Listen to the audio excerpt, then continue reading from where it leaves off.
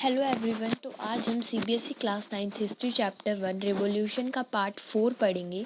जिन्होंने भी part 1, part 2 और पार्ट 3 नहीं देखा है वो देख ले, मैंने लिंक डिस्क्रिप्शन में दे रखा है। तो चलो गाइस शुरू करते हैं।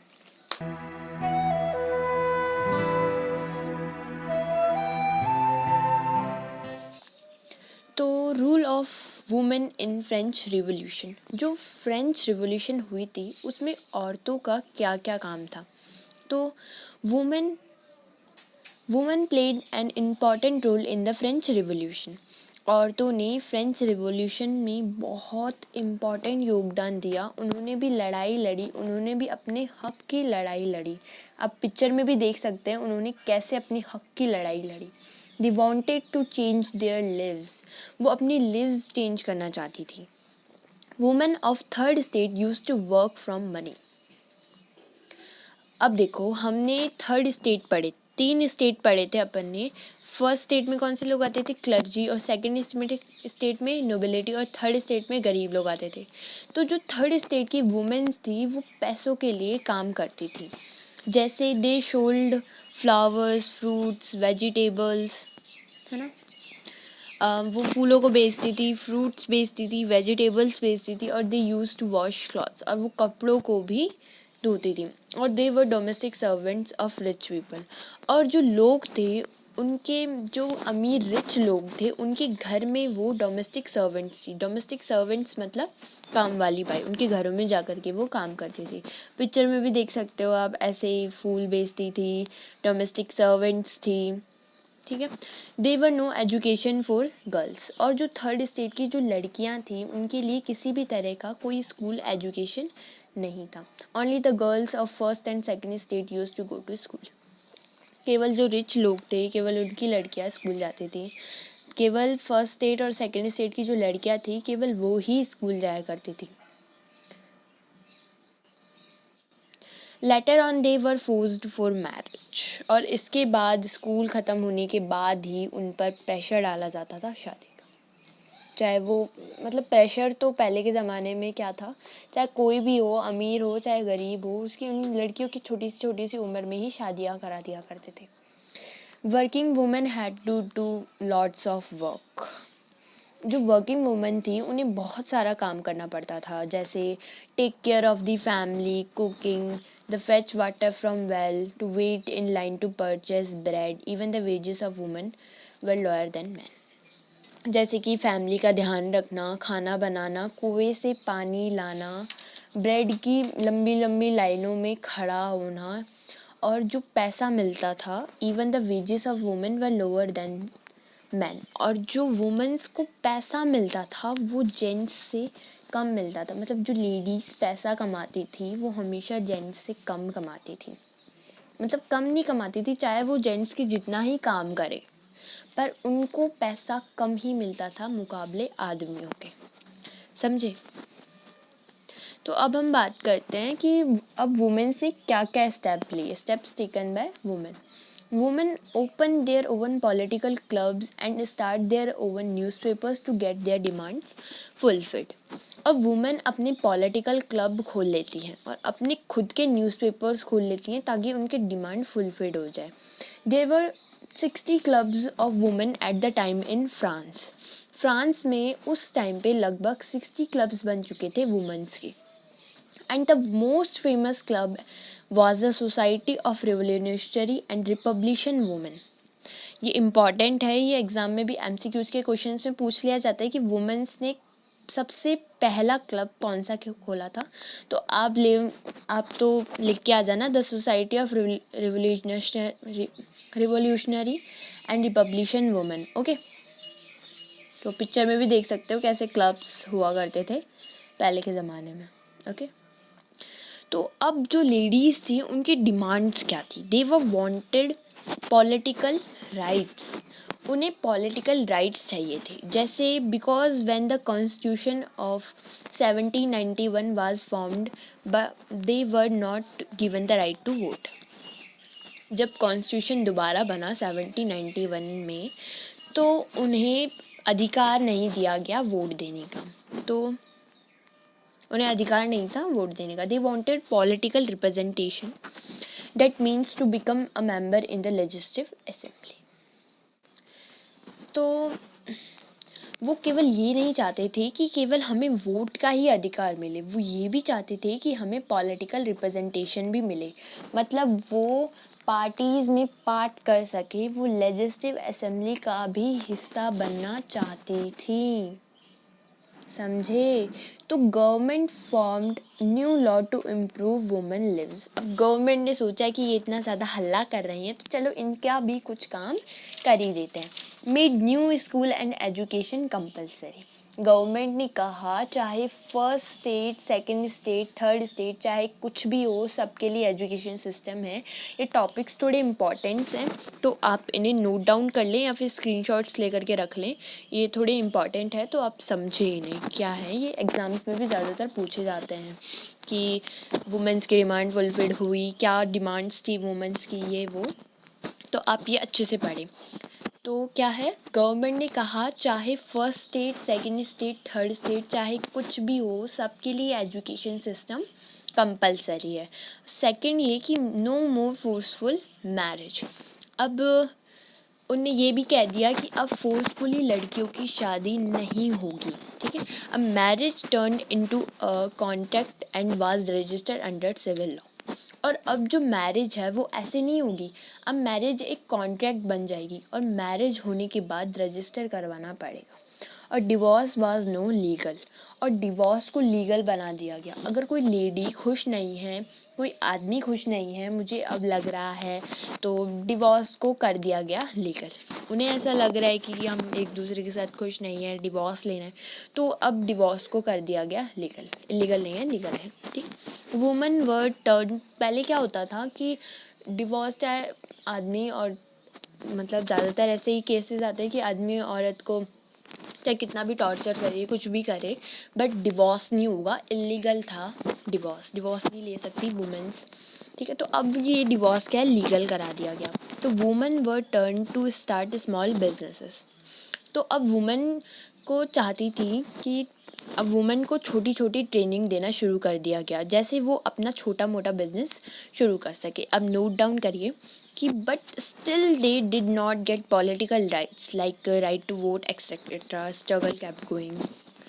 तो लेकिन इतने सारे चेंजेस होने के बावजूद भी अभी भी उन्हें वो राइट नहीं मिला जिसके लिए वो लड़ रही थी। और वो क्या था, वो चाहती थी कि हम भी वोट डाल सके, लेकिन अभी भी उन्हें वो वाला राइट नहीं मिला। When the reason of terror came, time of Maximilian, he closed all women political clubs. जो मैक्सिमिलियन का टाइम आया था उसने सारे वुमेन पॉलिटिकल क्लब्स थे वो सारे बंद करवा दिए थे। ही बैंड वुमेन इन पॉलिटिक्स, और उन्होंने वुमेन्स का बंद करवा दिया पॉलिटिक्स में आना। All the important and famous leaders of women were arrested and killed. और जितनी भी जो लेडीज़ थी वो आगे आके लीड कर रही थी दूसरी वुमेन्स को, उन्हें उन सबको अरेस्ट करवा दिया और मरवा दिया गया। Demand of women for right to vote kept on going for many years, और कई सालों तक औरतों की ये डिमांड चलती रही कि हम भी वोट डालना चाहती हैं। And finally in 1946 they got the right to vote. और फाइनली 1946 में उन्हें वोट का अधिकार मिल गया। आप देख सकते हैं कितनी खुश हैं ये वुमन, कितनी खुश है ना ये। हाँ, तो government did one more task and they was slavery abolish, समझे। और उस टाइम पे गवर्नमेंट ने एक और ज़रूरी काम किया, वो क्या किया, स्लेवरी अबॉलिश्ड। अब स्लेवरी क्या होते हैं, अब शायद आपने पुरानी मूवीज़ में देखा होगा, हॉलीवुड की जो लोग थे वो लोगों को बेचा जाता था, गुलामी कहते थे उन्हें, नौकर। तो गवर्नमेंट ने एक काम और बढ़िया किया, वो क्या किया, गुलामी को ख़त्म कर दिया कि कोई किसी का गुलाम नहीं है, सब इक्वल हैं। तो अब आगे बढ़ते हैं हम, फ्रांस कॉलोनीज़। अब फ्रांस कॉलोनीज़ में क्या हुआ, the places were France had it's rules, जहाँ जहाँ पे फ्रांस का रूल था। अब तुम फ्रांस कॉलोनीज़ का मतलब यही मत समझना कि इसके अंदर कोई कॉलोनीज़ है, जैसे आप किसी कॉलोनी में रहते हैं, जैसे मैं बात करूँ for example India was a colony of British before 1947। 1947 से पहले भारत पर राज ब्रिटिश का था। तो ये क्या था, इंडिया एक कॉलोनी थी, ब्रिटिश है कि तो इसे ही जहाँ पर फ्रांस का राज था वो फ्रांस की कॉलोनीज थी, वहाँ पर फ्रांस ने स्लेवरी को अबॉलिश कर दिया, ख़त्म कर दिया। ठीक है, अब नेम ऑफ फ्रांस कॉलोनीज़, कुछ नेम्स मैं आपको बताऊंगी फ्रांस की कॉलोनीज़ के। तो फर्स्ट नेम है गुडेलोपी, और सेकंड है सेंट डोमिंगो, और थर्ड है मैरेंटिक्यू। बहुत अजीब से नाम है ना, तो इन्हें भी आप याद करना। मुझे पता है याद करने में थोड़ा सा डिफ़िकल्ट होगा, पर इन्हें आप याद कर लेना। ऐसे पूछे जा सकते हैं कि फ्रांस में कौन कौन सी कॉलोनीज़ थी क्या यहाँ, तो ये भी आप थोड़ा सा देख लेना। तो these all were in Caribbean region, ये सारी कहाँ थी, कैरेबियन रीजन्स में थी, सारी कॉलोनीज़ कैरेबियन रीजन में थी। France use to get tobacco, sugar, coffee, indigo etcetera. France को ये सारी चीज़ें, टबाकू मतलब तंबाकू, शुगर, कॉफ़ी, इंडिगो मतलब है यहाँ पे नील, ये सारी जो चीज़ हैं ये कहाँ से मिलती थी, कैरेबियन सी से। टबाको ये होती है टबाको, ठीक है, शुगर और कॉफ़ी, और नील भी होती है। European did not want to work in Caribbean region. अब दिक्कत ये थी कि यहाँ से चीज़ बहुत सारी आती थी, लेकिन यूरोप के जो लोग थे वो इस रीजन्स में काम नहीं करना चाहते। Therefore Caribbean had a shortage of labours. अब कैरेबियन ने वहाँ पर लेबर्स की शॉर्टेज पड़ गई कि भाई यहाँ कम, अब काम करेगा तो करेगा कौन। कैरेबियन रीजन में अब लेबर्स की जो कमियां पड़ गई थी, तो अब भाई यहाँ पे काम करेगा तो करेगा कौन। अब इम्पॉर्टेंट क्वेश्चंस फॉर एग्जाम्स, ठीक है, इन्हें आप जल्दी से देखना। तो fulfil this shortage triangular slave trade start. अब स्लेव ट्रेड का मतलब है स्लेव्स का खरीदा और बेचा जाना, ठीक है। This trade was among 3 places, ये 3 जगह से होता था, Europe, Africa and America. That's why it has been termed triangular slave trade, इसलिए इसे ट्रायंगुलर, और आगे आप अच्छे से समझ जाएंगे इसके बारे में, मैं आपको बताऊंगी। Slave trade started in 17th century around.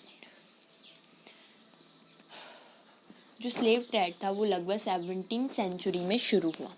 जो स्लेव हैं वो गुलाम लोग हैं, मतलब उन्हें बंदी बना के उनके हाथ पैर बांध देते थे, शिप में बांध के बेच दिया जाता था। अब देख सकते हो ऐसे फोटोज़ में देखे हो आप। तो आगे बढ़ते हैं, मैं आपको स्लेव्स की पूरी कहानी बताती हूँ, फैक्ट मैं आपको इसका पूरा बताती हूँ। As many as 2 million slaves died during the journey via the Middle Passage। जब इन लोगों को बाय शिप ले जाया करता था एक जगह से दूसरी जगह पर, तो journeys lasted from a little as 6 weeks to several months। मैं आपको इसकी पूरी स्टोरी बताती हूँ, है ना। तो ये पूरा है, तो मैं इसका आपको पूरा हिंदी में एक्सप्लेन करके बताती हूँ कि जब इन लोगों को बाय शिप ले जाया करता था एक जगह से दूसरी जगह पर, और वो जो जर्नी होती थी बहुत बड़ी होती थी, इन लोगों को बांध दिया जाता था और इसे सामान की तरह पैक कर दिया जाता था। तो था कम से कम 1.5 महीने से लेकर 3-4 महीने तक की ये जर्नी हुआ करती थी, समझ रहे हो आप। 1.5 महीने से लेके 3-4 महीने तक की ये जर्नी हुआ करती थी, और जो शिप्स होते थे वो इतने छोटे छोटे होते थे कि 100 स्लेव्स को लेके जाना इतना पॉसिबल नहीं था, इसलिए उन्हें बांध के बिल्कुल पैक करके ले जाया करते थे। मतलब एक आदमी के सीधे पैर को दूसरे आदमी के उल्टे पैर से बांध दिया जाते थे चेन से, ताकि वो इधर उधर भाग ना सके। और इतनी ख़राब कंडीशन थी उनके लिए ये इतनी ख़राब कंडीशन थी कि शिप पर की कई बार लोग कई तरह की बीमारियां, स्मॉल पॉक्स, कर्सी एंड मीजल्स, ऐसे बीमारियों से कई लोग तो मर भी जाते थे। अब आप सोचो कितनी बुरी कंडीशन से इन स्लेव्स को ले जाया जाता था। जैसे कि मैंने इस में भी दिखाया, देखो कैसे ये तो बांध रहे हैं इन्हें, देखो आप पैर को देख सकते हो कैसे बांध रहे हैं ये, मतलब बिल्कुल इतनी बुरी कंडीशन से इन स्लीव्स को ले जाया करता ना, बहुत बुरी तरीके से। तो आगे बढ़ते हैं अब हम। A French merchant use to go to Africa by ship. France के मर्चेंट्स थे वो अफ्रीका जाया करते थे शिप से। अफ्रीका क्यों जाया करते थे? क्योंकि वो वहाँ से स्लेव खरीद सके, वो वहाँ से स्लेव्स खरीदते थे। और on reaching Africa France merchant use to meet local chieftains. अब जब वो अफ्रीका पहुंच गए, अफ्रीका पहुंचने के बाद वो वहाँ के लोकल चीफटेन से मिलते थे। लोकल चीफटेंस मतलब जो वहाँ का एक तरफ से दादा समझ लो, ये दादा इन्हें स्लेव्स बेचेगा और इसके बदले पैसे लेगा। They use to purchase many slaves from chieftains, समझ रहे हो? और वो चीफटेंस से काफ़ी सारे स्लेव्स खरीद लिया करते थे। Slaves were packed like luggage and placed in ship. उन्हें बिल्कुल लगेज यानी सामान की तरह ट्रीट किया जाता था और उन्हें बाहर दिया जाता था। बहुत बुरी हालत थी ये, देखो कैसे इन्हें अंदर भेजा जा रहा था, देखो आप देख सकते हो पिक्चर में भी। And the French merchant move to America. और उसके बाद फ्रेंच के जो मर्चेंट्स थे वो अमेरिका निकल जाते थे। तो इनका एक ट्रैवल चलता रहता था, फ्रांस से चलो अब आदमी मर्चेंट्स फिर अफ्रीका आए, फिर अफ्रीका से उन्हें खरीद लिया स्लेव्स और उसके बाद अमेरिका गए। इसलिए इसे ट्रैंगुलर स्लेव ट्रेड कहा जाता है। समझे होंगे आप, इसका क्या है ना, ट्रैंगुलर शेप हो जाता था। फ्रांस से अफ्रीका, मतलब ये फ्रांस से चले आदमी, है ना, फ्रांस से ये मर्चेंट्स आदमियों को लेकर के चले और फिर अफ्रीका में इन्होंने आदमियों को बेचा पैसे लिए से, है ना, फिर उन्हीं को खरीद लिया स्लेव्स और उसके बाद वो अमेरिका गए। ठीक है। It took them almost 3 months to reach Caribbean from Africa. और अफ्रीका से कैरेबियन पहुंचने में लगभग 3 महीने लग जाते थे। अब वो अमेरिका क्यों जाते थे? क्योंकि अमेरिका के कैरेबियन रीजन में ही तो ज़रूरत पड़ती थी स्लेव्स की, उन स्लेव्स को काम करने की। तो वो अमेरिका जाके उन स्लेव्स को प्रोवाइड करते थे, मतलब कम पैसों में ख़रीद लिया और ज़्यादा पैसों में वहाँ पे बेच दिया जाता था। ठीक है, बाय शिप जाते थे वो ऐसे। After reaching there slaves were also plantation owners. अब उन्होंने वहाँ से ख़रीदे थे अफ्रीका से, और अमेरिका से इधर आके कैरिबियन रीजन्स में जो प्लांटेशन ओनर हुआ करते थे उन्हें वो बेच देते थे, जो फ्रांस के मर्चेंट्स थे। समझे? अब हम प्लांटेशन ओनर्स के बारे में थोड़ा बेसिक से पढ़ते हैं। अब प्लांटेशन ओनर्स कौन कौन थे? Who had lots of land and they get the farming done of slaves. Plantation owners वो थे जिनके पास बहुत ज़्यादा ज़मीन थी, लेकिन उनके पास नौकर नहीं थे। ज़मीन में खेती बाड़ी करने के लिए तो उन्हें स्लेव्स की ज़रूरत पड़ती ही थी। अब indigo, tobacco, sugar, coffee etcetera were provided from Caribbean to Europe. तो अब जो इनका शिप था अब वो खाली हो गया था, है ना। तो अब इनने स्लेव्स तो बेच दिए थे ये ओनर्स को, तो अब जो इनका शिप था वो खाली हो गया था। तो ये इनका शिप खाली ना जाए इसलिए शिप में कैरेबियन रीजन से सामान भरकर ले जाया करते थे। क्या क्या सामान ले जाया करते थे? नील ले जाते थे, तंबाकू ले जाते थे, शुगर ले जाते थे, कॉफ़ी ले जाते थे, और ये यूरोप को प्रोवाइड कर दिया जाता था। ठीक है। In 18th century slavery system was discussed in national assembly. 18th century में क्या हुआ? स्लेवरी सिस्टम के बारे में डिस्कस हुआ नेशनल असेंबली में। Points were raised in slavery is good और बैड, और इस तरह के पॉइंट्स उठने लगे कि जो स्लेवरी है, जो गुलामी है, वो अच्छी है या नहीं है। समझे? Jacobin government did not pass any law to abolish slavery. लेकिन जो जैकोबियन गवर्नमेंट आई थी कि उसने ऐसा कोई भी लॉ पास नहीं किया था जिससे स्लेवरी ख़त्म की जा सके। उसका एक रीज़न था, because many businessman had good income because of slave trade. क्योंकि वहाँ के जो बिजनेसमैन थे कई सारे, उन्हें बहुत सारा पैसा मिलता था इस ट्रेड की वजह से, खरीदने और बेचने की वजह से। But convention gave an order to free slaves in French colonies. लेकिन कन्वेंशन ने ऑर्डर दे दिया कि जहाँ पे भी फ्रेंच कॉलोनीज़ है, जहाँ पे भी फ्रांस का राज है, वहाँ पे स्लेव ट्रेड नहीं होगी। अब कन्वेंशन क्या है? कन्वेंशन का मतलब है नेशनल असेंबली। नेशनल असेंबली का नाम बदल के रख दिया था कन्वेंशन। भूल मत जाना, ये मैं आपको पहले भी बता चुकी हूँ और अब भी बता रही हूँ। कन्वेंशन का मतलब है नेशनल असेंबली, ठीक है। नेशनल असेंबली का नाम चेंज करके रख दिया था कन्वेंशन, ठीक है। But after 10 years Napoleon restarted slavery. लेकिन आगे 10 साल बाद एक नया राजा आया भाई, उभर के आया नेपोलियन। उसने स्लेवरी सिस्टम दोबारा से शुरू कर दिया भाई। But finally in 1846 slavery was abolished in French colonies. लेकिन फाइनली 1846 में जो स्लेवरी सिस्टम था वो पूरी तरह से ख़त्म कर दिया गया, ठीक है। स्लेवरी सिस्टम से अब सब आज़ाद हो गए थे। Abolition slavery. Note, all the laws which changed the lives of France people were formed after 1789। जितने भी मेजर लॉज आए जिन्होंने फ्रांस के लोगों को जीवन अच्छा बना दिया, चेंज कर दिया, वो ज़्यादातर 1789 के बाद आए थे, ठीक है। One of them was abolishing of censorship, समझे। और उनमें से एक लॉ था अबॉलिशिंग ऑफ सेंसरशिप, मतलब सेंसरशिप को ख़त्म करना। अब सेंसरशिप होता क्या है भाई लोग? Censorship is the suppression of speech, public communication और other information on the basis that material is considered objectionable, harmful, sensitive और इनकन्वेंट।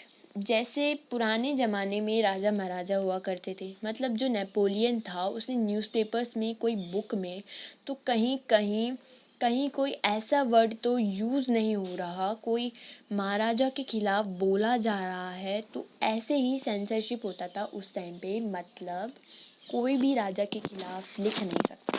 मतलब राजा कोई बुरा काम कर रहा है तो हम न्यूज़पेपर, जैसे कि आजकल के मतलब आज के टाइम पे अपन देखें कि कुछ भी चीज़ हो रही है, कोई गलत काम हो रहा है, कोई नेता कोई गलत काम कर रहा है, तो न्यूज़ पे अपन को टीवी न्यूज़ पे दिखाया जाता है, न्यूज़पेपर्स पे छापा जाता है कि ये हो रहा है, वो हो रहा है, इस पार्टी ने ये कर दिया, आज ये हो गया, वो हो गया। तो वैसे ही राजा कर रहा है कि इसके बुराइयों के बारे में कहीं न्यूज़पेपर्स में छापा तो नहीं जा रहा। कोई भी कुछ भी छापता था वो पहले राजा को, जो राजा के जो सेंसर बोर्ड के जो आदमी अधिकारी होते थे उनके पास जाता था। वो उसमें देखता था कि कहीं कोई राजा के खिलाफ तो नहीं है, कोई ऐसी बात जो लोगों को भड़काने वाली तो नहीं है। तो at the time censorship was applied on books, newspapers and songs and place. तो उस टाइम पे सेंसरशिप अप्लाइड होती थी बुक्स में, न्यूज़पेपर्स में और सॉन्ग्स एंड प्लेस में। तो सेंसरशिप वाज अबॉलिश्ड आफ्टर 1789 के बाद सेंसरशिप ख़त्म हो गई। That means now anything could be written in books and newspapers and can be shown in any kind of place। अब बुक्स में जिसको जो लिखना है वो लिख सकता है, जिसको जो बोलना है वो बोल सकता है, जिसका जैसा प्ले रखा है वो कर सकता है, ठीक है। But in the old regime all the content had to be passed from the king's censors। पुराने वाले टाइम की अगर बात करें, जितना भी कंटेंट था वो पहले राजा के सेंसर्स के पास जाता था और whose task was the check in anyone was printing something wrong about the king। और उनका काम था कि कहीं इसमें राजा के खिलाफ ऐसी कोई बात तो नहीं है। तो ओल्ड रिजीम बिफोर 1789, लेकिन ये रिजीम 1789 से पहले था। अब right to speech and expression, समझे। After abolishment of censorship, cities of France were full of books, newspapers, pamphlets and printed pictures। जब ये जैसे ही ख़त्म हुआ सेंसरशिप वाला, लोगों को अधिकार मिल गया अपने व्यूज़ को रखने का, अपनी बातों को रखने का। यहाँ तक कि कोई पॉलिटिकल लीडर है, अगर उसने, जैसा हम मोदी जी के बारे में लिख सकते हैं, मतलब ये जो भी पॉलिटिकल लीडर्स था उसके बारे में हम लिख सकते हैं अगर उसने कुछ गलत करा है, सही करा है। इसलिए जैसे कि अब मोदी जी के बारे में हम लिख सकते हैं, वैसे ही मतलब मोदी जी अगर कुछ गलत करेंगे तो हम वो भी लिख सकते हैं। मोदी जी ने कुछ अच्छा किया है तो उसके लिए हमें उन्हें थैंक यू बोलना है, तो वो भी हम बोल सकते हैं। हर आदमी को right of speech and explanation है, ठीक है। In all these everything was being printed, समझे। जैसे ही ये सब चीज़ ख़त्म हुआ तो जो फ्रांस में बुक थी, न्यूज़पेपर्स थे, पैम्पलेट्स थी, प्रिंटेड पिक्चर्स थी, ये सब बाहर गई, मतलब बहुत ज़्यादा ही हो गई, भर गई, मतलब बहुत ज़्यादा ही हो गई है। तो now people had the right to oppose, अब लोगों के पास विरोध करने का अधिकार था। Songs and plays were very popular that day, songs and plays popular हो गए थे उन दिनों में बहुत ज़्यादा। As many people were illiterate those days, so they used to get information from plays and songs। जैसे कि बहुत ज़्यादा लोग उस टाइम पे अनपढ़ हुआ करते थे, तो उन्हें ज़्यादातर इन्फॉर्मेशन सॉन्ग से मिलती थी और प्लेज थ्रू मिलती थी, क्योंकि न्यूज़पेपर्स और बुक्स को पढ़ने के लिए तो पढ़ना भी आना चाहिए ना, इसलिए ज़्यादातर उस टाइम पे लोग सॉन्ग्स और प्लेज को सुनकर ही समझ लिया करते थे, समझे। Literate people use to read about political philosophers, तो और जैसे लिटरेट लोग थे उस टाइम के, वो पढ़ा करते थे, पॉलिटिकल फिलोसफर्स के बारे में पढ़ते थे, उनकी बुक्स पढ़ते थे। Who used to write about liberty, justice and philosophy, जो कि लिबर्टी के बारे में लिखते थे और फिलॉसफी के बारे में भी लिखते थे। तो अब हम लास्ट टॉपिक पे बात कर लेते हैं, नेपोलियन बोनापार्ट के बारे में। छोटा सा टॉपिक है, ज़्यादा बड़ा नहीं है। तो Napoleon became king of France in 1804। Napoleon 1804 में फ्रांस का राजा बना। Then started attacking other European countries, इसने यूरोपियन कंट्रीज़ पे अटैक करना शुरू कर दिया। He made many new laws, इसने तरह तरह के नए लॉज बना दिए।